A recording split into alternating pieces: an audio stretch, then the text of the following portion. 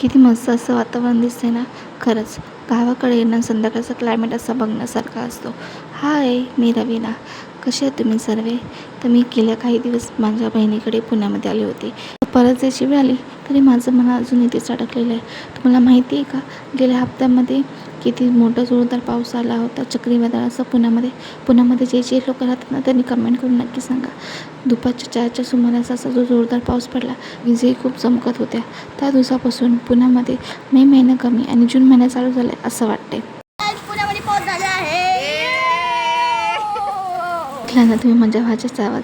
आणि इकडे माझ्या आजीने खाली जाऊन भाज्या आणल्या होत्या आणि इकडे माझी बहीण भावंड आणि माझा भाचा एकांसोबत मस्ती करत होते. त्याला बसून काही ते खेळत होते. आणि या शेंगांना मला खूप प्रचंड खायला आवडतात.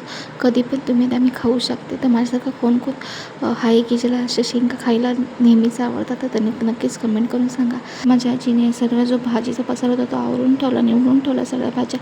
नंतर दिवसाचा शेवट असा मस्त चपाती, आमरस, बटाट्याची भाजी आणि मसाला भात खाऊन गेला. सो आजसाठी एवढंच.